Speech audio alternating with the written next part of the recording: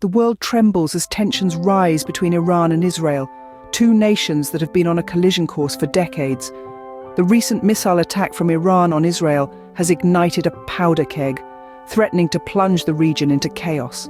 It all began with a whisper, a murmur of discontent that quickly grew into a roaring wave of aggression. The chronology of events is as important as the events themselves. The first domino to fall was a series of aggressive statements from Iran, a clear indication of the brewing storm. The rhetoric was fiery, filled with vitriol and threats of retaliation against perceived slights. Then came the missile attack. In the dead of night, Iran unleashed a barrage of missiles on Israeli soil. The shockwaves were felt around the world, a stark reminder of the fragile peace that hangs by a thread. The aftermath was swift and devastating. Israel, caught off guard, was forced to respond. Retaliation was inevitable, a necessary response to an unprovoked act of aggression. The world watched in stunned silence as the two nations teetered on the brink of war. The international community was quick to react. Condemnations flew in from all corners of the globe, a chorus of voices calling for restraint and diplomacy. But the damage had been done.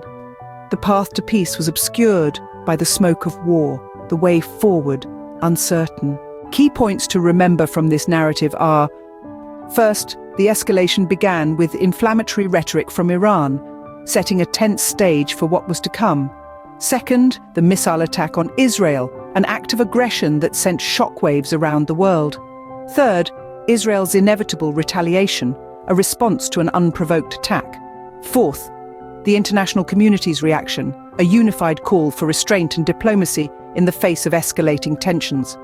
As we move forward, the world watches with bated breath, hoping for a peaceful resolution but preparing for the possibility of a full-scale conflict.